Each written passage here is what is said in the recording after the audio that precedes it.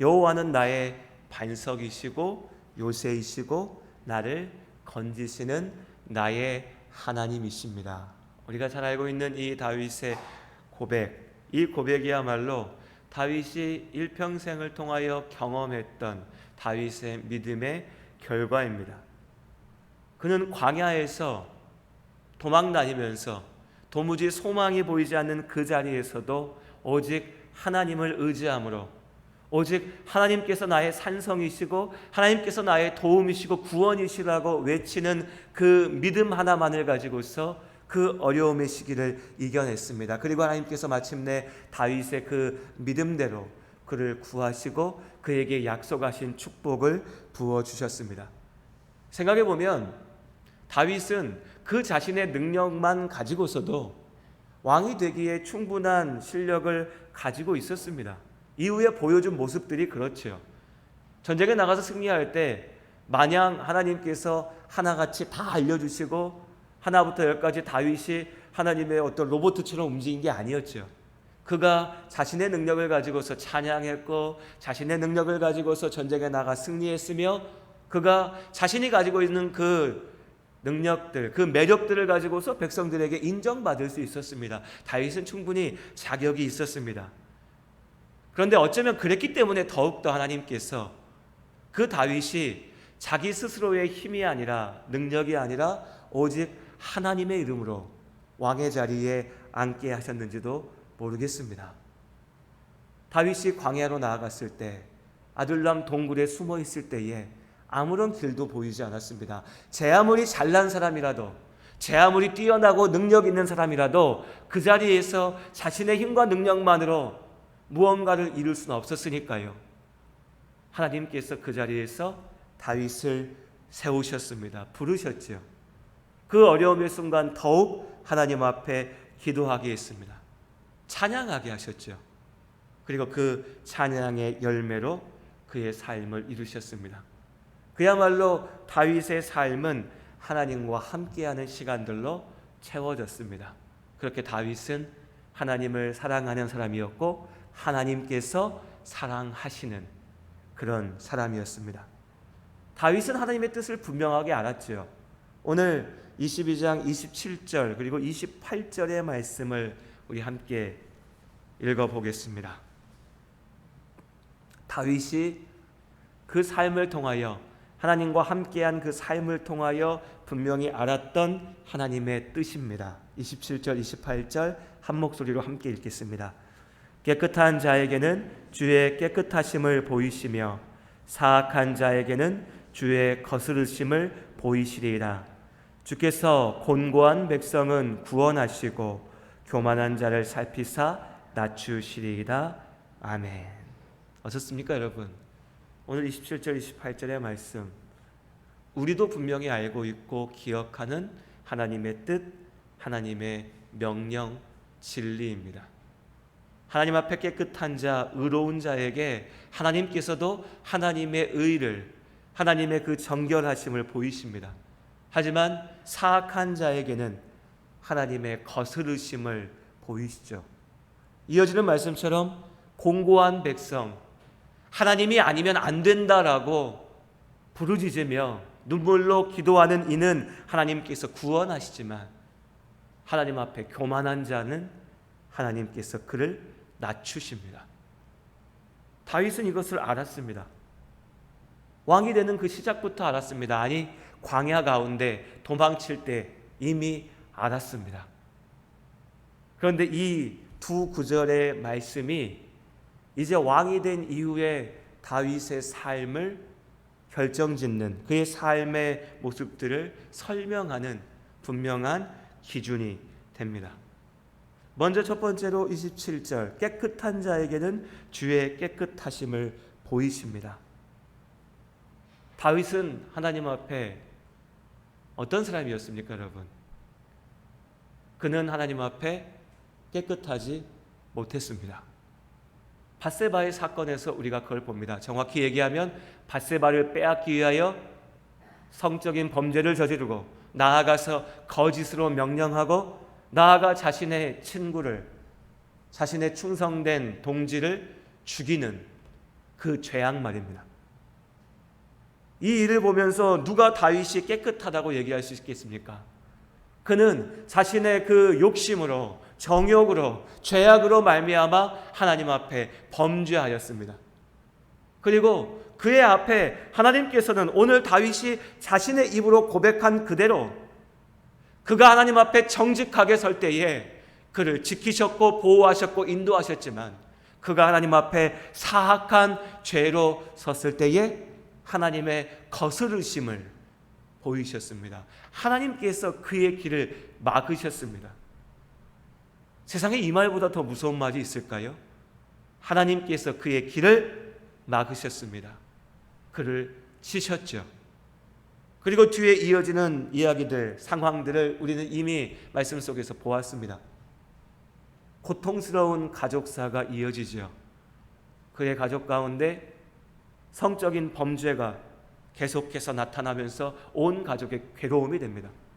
나아가서 자식이 부모를, 형제가 형제를 죽이겠다라며 달려드는 고통의 시간들이 이어지죠. 마침내 아들이었던 압살롬이 아버지를 죽이겠다라고 반란을 일으켜서 다윗이 도망치는 지경에까지 이르게 됩니다. 다윗이 도망칠 때에 그를 미워했던 원수들이 나와서 그를 비웃고 조롱하며 손가락질했죠. 그 압살롬과의 내전이 끝났습니다. 오늘 말씀을 읽으셨으니까 제가 길게 설명을 드리지 않겠습니다. 전쟁이 벌어졌고 그 전쟁에서 다윗이 이겼죠. 내전이 왜 무서운지 아십니까? 우리 6.25 전쟁도 그렇잖아요. 같은 민족끼리 한 나라 안에서 벌어진 전쟁의 무서움은 뭐냐면, 이게 물론 다른 나라 사이에서 벌어진 전쟁도 아프고 괴로운 건 마찬가지지만 최소한 형제끼리, 가족끼리, 식구끼리 원수가 되지는 않는다는 거죠. 어쨌든 남의 나라 사람, 저 멀리 있는 누군가와 원수가 되는, 물론 그것도 괴롭지만, 내전은 한 집안 식구끼리 싸우는 것은 말 그대로 한 집안에서 형제가 서로 총을 들고 쏘는, 죽이는, 그 결과로 부모와 자식이 갈라지고 남편과 아내가 갈라지고 가족이 찢어지는 고통을 우리 눈앞에 지금까지도 한국에서 보고 있지 않습니까? 압살롬이 죽었습니다. 전쟁에서 이겼죠. 다윗이 다시 예루살렘으로 돌아왔습니다. 왕의 자리에 앉았죠. 여러분이시라면 기분이 어떠실 것 같습니까? 아, 전쟁에서 이겼어. 승리했어. 잘됐다. 너무 좋다. 행복하다. 저 원수들을 무찔렀으니까 속이 시원하다. 이렇게 생각하실 분 계실까요? 아마 한 분도 안 계실 겁니다. 다 다윗의 마음과 같지 않을까요? 다윗은 너무나 괴로워했죠. 전쟁에 이겼는데 진 사람보다 더 괴로워하면서 울부짖었습니다. 그럼요. 내 아들이 죽었는데요. 내가 아들을 죽인 건데요. 이겼다고 좋아할 수 없는 일이죠. 오죽하면 신하들이 와서, 왕이여, 당신이 이렇게까지 하시면 우리가 뭐가 됩니까? 어쨌든 전쟁에서 이겼는데. 그때야 겨우 그 울음을 멈출 정도로 다윗은 슬퍼했습니다. 이겼지만 고통밖에 남지 않은, 괴로움밖에 없는 승리였던 거죠. 그 뒤에도 내전은 이어집니다. 모두가 괴롭고 모두가 아픈, 결국 모두가 패배한 전쟁이죠. 왜요? 오늘 성경은 그 이유를 분명히 우리에게 말씀하십니다. 다윗의 죄악 때문에. 그가 범죄하였기에 하나님께서 그의 죄를 치신 겁니다. 다윗의 노래처럼 사악한 자에게 하나님께서 어떻게 그의 길을 막으시는지 보이신 것이죠. 그렇게 그 다윗의 삶 속에서 우리가 봅니다. 죄악된 우리의 마음을 우리가 하나님 앞에서 다스려야 됩니다. 나의 정욕을, 나의 죄악됨을, 나의 이 약한 마음을 내가 주님의 은혜 가운데, 성령의 역사 가운데 다스리지 못하면 하나님께서 나를 거스르게 하신다. 나의 길을 막으신다. 나를 치신다. 이 분명하신 경고의 말씀을 우리가 잊지 말고 기억해야 될 줄로 믿습니다. 또한 다윗은 노래하죠. 주께서 곤고한 백성은 구원하시고 교만한 자를 살피사 낮추신다. 다윗은 오직 하나님의 도우심으로 왕이 되었습니다. 그가 간절히 간구할 때 하나님께서 그의 반석이셨고 그의 구원자가 되셨죠. 하지만 그 다윗이 또한 하나님 앞에 교만할 때 하나님께서는 그를 분명하게 꺾으셨습니다. 사무엘하의 맨 마지막 장 24장에 인구조사에 대한 이야기가 나옵니다. 인구조사 우리에게 익숙합니다. 민수기에 이스라엘 백성들이 광야에서 나올 때, 그들이 광야길을 출발할 때, 또 이제 그 광야 생활을 마치고 가나안에 들어갈 때 하나님께서 백성의 수를 세게 하셨죠. 그 인구조사입니다. 다윗이 오늘 인구조사를 한 겁니다. 뭐가 문제일까요? 그 자체는 아무런 문제도 아닙니다. 오늘날도 우리도 인구조사는 국가의 모든 정책의 가장 기본이니까요. 근데 문제는요, 인구조사 그 자체가 문제가 아니라 그 이면에 깔려있는 다윗의 마음이었던 거죠. 다윗의 마음이 뭐였습니까? 다윗이 일평생 왕으로서 이스라엘을 다스리고 나니까 이제 다윗의 눈에도 내가 이룬 것들이 보이기 시작합니다. 내가 이룬 것들, 내가 전쟁에 나가 승리하였고, 내가 이스라엘을 지켰고, 내가 이스라엘의 영토를 넓혔고, 내가 우리나라를 이렇게 잘 살게 만들었는데 나의 업적, 왕으로서 나의 인생이 만들어낸 귀한 것들, 대단한 것들이 눈에 들어오기 시작합니다. 그 모든 것들을 자랑하고 싶었죠. 내세우고 싶었죠. 이스라엘이 이렇게 강성하다라고 하는 것을 확인하고 싶었습니다. 그래서 인구조사를 하자 했습니다. 그러니까 이 정책이 문제가 아니라 그 정책을 폈던 다윗의 마음의 중심에 뭐가 있었냐면 내가 있었던 거죠. 내가 왕이다. 사울이 걸어갔던 길이죠. 왕의 자리가 이렇게 무서운 것 같습니다. 우리가 다음 주부터 이제 열왕기의 말씀을 통해서 이스라엘 왕들의 역사를 쭉 볼 텐데 그 왕들이 계속해서 번번이 무너지는 게 바로 여기입니다. 내가 왕인데, 내가 하는데, 내가 이루었는데.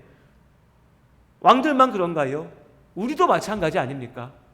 내 인생 내가 이렇게 살아서 내가 대단하게 이루었는데, 내가 성공했는데, 심지어는 신앙생활에 있어서까지, 심지어는 평생 주님 안에서 기도한다고 하는 목회자들조차도 내가 살아오고 이루어오고 무언가 만들어낸 시간들이 길어지고 나면 나중에 내 입에서 나오는 말이 내가 했는데, 내가 이루었는데. 오늘 다윗이 얘기하죠. 교만한 자를 살피사 낮추시리라. 다윗은 강성한 이스라엘을 자랑하였으나 하나님께서는 이스라엘의 그 강성함이 오직 하나님의 은혜임을 보이십니다. 다윗의 교만함을 치시죠. 전염병이 돌아서 수많은 사람들이 이스라엘 땅에서 죽어갑니다. 한 개인의 문제가 아니죠. 그 나라의 문제고, 우리가 지금 온 세계가 경험하고 있는 것처럼 전염병이 나라를 쳤을 때에 그 나라의 국력이 심각하게 꺾이는 겁니다.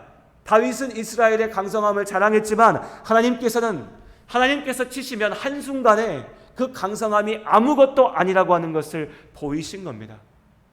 교만은 실패의 시작이 되는 것이죠. 그렇게 다윗은 자신의 힘으로 깨끗할 때 주님의 깨끗함을 보이십니다. 간절히 주님 앞에 부르짖을 때 공고한 백성의 기도를 들으시고 구원하십니다 라고 외쳤지만 정작 자신의 삶 속에서 그 말씀을 다 지키지 못하고 사악한 자에게 주시는 하나님의 벌을, 교만한 자를 치시는 하나님의 그 채찍을 맞게 됐습니다. 다윗도 무너진 것이죠. 우리는 어떻겠습니까? 우리도 마찬가지죠. 다윗마저도 그 광야 생활을 견뎌내며 하나님만 붙잡고 하나님께 기도하고 그 하나님의 놀라운 은혜를 경험했던 다윗조차도 인생을 살아가다가 이렇게 무너지는데 우리야 말할 것도 없지요. 우리도 또한 무너질 수 있습니다. 그런데 그렇게 생각하면 조금 억울한 마음도 듭니다. 그렇지 않아요? 세상에 나쁜 인간들이 얼마나 많은데 왜 하나님께서 유독 다윗한테만 이렇게 엄격하실까? 다윗만 이런 나쁜 짓을 저질렀습니까? 이 당시 왕들 중에서 다윗 같은 이런 잘못 저지른 사람이 없었을까요? 더 많이 있었겠죠. 더 크고 무서운 죄를 저질렀겠죠. 그런데 다윗은 어찌 생각하면 너무나 무서운 죄지만 한 번 그랬는데 하나님께서 그 한 번을 안 넘어가 주시고 다윗을 치셨죠. 한 번 교만했는데 그 한 번을 안 넘어가 주시고 다윗을 무너뜨리십니다. 억울합니다. 억울해요. 왜 나한테만 그러시냐? 이 무슨 마음일까요? 학교에서 수업 시간에, 학교 예를 들면 너무 옛날 얘기라 기억이 안 나시죠? 그런데 수업 시간에 이렇게 앉아 있는데 옆에 친구랑 나랑 똑같이 장난쳤는데 나만 혼나면 기분 나쁘잖아요. 좀 그런 기분일까요?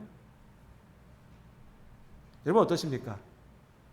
믿음 안에 살아가시면서 그런 경험들, 그런 마음 들 때 있지 않으신가요? 저는 그런 적이 있었던 것 같아요. 왜 나한테만 꼭 그러실까? 그런데 돌이켜 생각해 보면요, 그것이 하나님의 사랑이고 그것이 하나님의 복이라고 하는 것을 분명하게 보게 됩니다.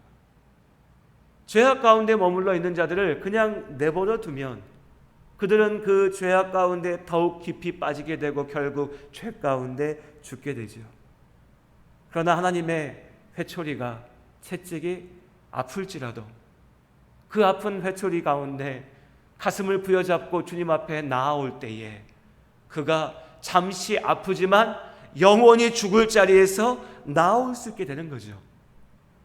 반대로 하나님께서 다윗이 하나만 잘못해도 치셨다는 것은 그만큼 하나님께서 다윗을 사랑하셨다는 겁니다. 그러고 보면 억울할 일이 아니라 다윗이 참 부러운 거죠. 야, 이 사람은 도대체 얼마나 하나님께 사랑받았기에 하나님께서 이렇게 그의 길을 분명하게 보여주시고 분명하게 가르치시는가. 우리의 삶을 생각해 봅니다. 혹여 여러분 마음 가운데 나는 요만큼 잘못한 것 같은데 왜 하나님께서 그 작은 것으로 나를 치시나, 왜 나를 아프게 하시나, 아니 꼭 내 인생을 어렵게 하시는 게 아니더라도 우리 마음속에 그렇지 않아요? 세상 사람들, 죄 짓고 사는 사람들은 아무 걱정 안 하고 속 편하게 저러고 죄 짓고 살아도 아무렇지 않은 것 같은데 왜 나는 한 주를 살며 조금 덜 기도한 것 가지고, 조금 말씀 앞에 온전히 순종하지 못한 것 가지고, 내가 더 하나님 앞에 진실하지 못한 것 가지고 가슴을 찔려하고 아파하고 회개하며 괴로워야 되는가? 이것은 억울할 일도 아니고 고통스러운 일도 아니고 벌도 아니고 나를 향한 하나님의 사랑, 성령 하나님의 축복의 인도임을 기억하시길 바랍니다. 하나님께서 우리를 부르시는 겁니다. 그러고 보면 다윗이요, 우리가 지금까지 몇 주 동안 다윗의 삶을 쭉 살펴봤는데 다윗이 진짜 잘했던 게 하나 있죠. 여러분 다 아시죠? 다윗이 진짜 잘했던 게 뭡니까? 내 잘못을 인정하고 돌아서는 거였죠. 진짜 그건 잘한 것 같아요. 근데 그걸 어떻게 잘했을까라고 생각해 보면요, 제가 가만 보니까요, 다윗은요 염치가 없어요. 그렇게 생각해 보지 않으셨어요? 염치가 좀 없어요. 우리 그런 거 있잖아요. 고집이요, 고집. 내가 잘못한 거 알아도 인정하기 싫은 마음. 이게 꼭 사춘기 아이들만 있습니까? 어른 됐으니까 우리의 마음에 없나요? 우리 마음에 다 있잖아요. 분명히 나도 잘못했다는 거 압니다. 근데 인정하기 싫어요. 돌이키기 싫습니다. 그걸 인정하면 뭔가 막 엄청 잘못된 것 같고 내가 뭔가 엄청 무너지는 것 같아요. 물론 핑계 댈 거 많죠. 저 사람도 잘못했고 이거 꼭 내 잘못만은 아니고, 그렇죠. 내 잘못만은 아닐 수 있죠. 세상에 어떤 게 꼭 한 사람만의 잘못이겠습니까? 하지만 하나님께서는 지금 그걸 물으시는 게 아니거든요. 너가 지금 하나님 앞에서 어떻게 했냐? 그런데 우리는 그걸 잘 인정하지 못해요. 다른 핑계 대죠. 모른 척합니다. 도망치려고 하죠. 피해가려고 합니다. 자존심이 있으니까. 다윗은요, 자존심 없었을까요? 신하들 앞에서 내가 잘못했다 인정하는 거 쉬웠을까요? 왕인데요, 왕의 시대인데요. 그냥 다 뭉개버리고 조용해, 입 다물고 있어, 나 잘못한 거 없어, 아무도 뭐라고 못할 텐데요. 그런데 다윗은 정말 이거 하나는 대단한 것 같아요. 하나님께서 너 그거 아니야 라고 치시면 다윗은 두말하지 않고 돌아섰습니다. 주님 맞습니다. 내가 잘못했습니다. 내가 문제입니다. 내 잘못입니다. 내 죄입니다. 형식적으로 말만 한 게 아니죠. 우린 또 이렇게 얘기하면 교회 다니는 사람들이 참 잘하는 게 말로는 회개를 잘해요. 우리 부끄러운 우리 모습이죠. 말로는 회개를 잘해요. 다윗은 말뿐은 아니었죠. 진심이었습니다. 진실로 돌아섰죠. 진실로 내가 잘못했음을 인정했습니다. 진실로 하나님 앞에 완전히 엎드렸습니다. 자존심이고 뭐고 없었으니까요. 하나님 앞에서는. 그러고 보면 누가복음 15장에 탕자의 이야기 기억하실 겁니다. 탕자의 이야기에서 그 탕자 아들도 그래요. 저 같으면 생각해 보면 염치 없어서 그냥 어디 가서 그냥 내가 그냥 혼자 없어지고 말지, 다시 아버지 옆으로 돌아가야지 이 생각 못할 것 같아요. 내가 아버지한테 무슨 짓을 하고 나왔는데, 살아있는 아버지한테 유산 내놓으라고, 당신 죽은 거나 마찬가지니까 그거 내 거니까 내놓으라고 하고 나왔잖아요. 큰소리 뻥뻥 치며 나왔지 않습니까? 그런데 이 아들이 염치도 없이 그래도 아버지 곁에 가겠다고 가죠. 그런데 그가 아버지 곁으로 갈 때에 아버지는 달려 나와서 그를 안아주셨습니다. 다윗도 마찬가지죠. 염치도 없죠. 왕인데 자존심이 있으면. 그런데 다윗은 하나님 앞에 그런 거 없이 그냥 무릎 꿇었죠. 엎드렸습니다. 내가 죄인입니다. 고백했습니다. 주님, 내가 다시는 안 그러겠습니다. 하나님 앞에 간구했죠. 역시 그의 찬양처럼 주께서 곤고한 백성은 구원하시리라. 그리고 다윗이 그렇게 기도할 때 하나님께서 그의 회개를 받아주셨습니다. 다윗도 무너집니다. 우리도 무너집니다.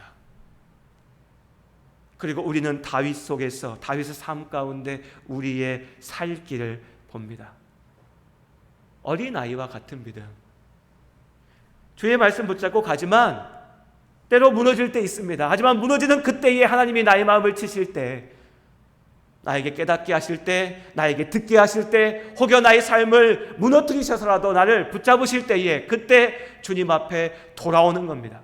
무릎 꿇는 거죠. 주님께 부르짖는 겁니다. 회개하는 겁니다. 염치 없어도, 자존심 상해도 그런 거 모르겠고, 내 아버지 앞에 내가 자존심이 어딨어? 하나님 앞에 나와 엎드려 기도할 때 하나님께서 우리를 기쁘게 받아주실 줄로 믿습니다. 어린아이와 같은 믿음이라고 하잖아요. 어린아이와 같은 믿음. 어린아이와 같은 믿음 뭐겠습니까? 부모한테 아무리 혼나도 다시 또 그 부모에게 가서 나 먹여달라고, 나 재워주고 내 필요한 거 채워달라고 부모를 안는 거죠. 어린아이와 같은 믿음만 있으면 세상에 이루지 못할 일이 없다. 하나님께서 주신 이 약속을 기억하는 오늘 이 시간, 남은 한 주의 시간이 되시기를 주님의 이름으로 축복합니다.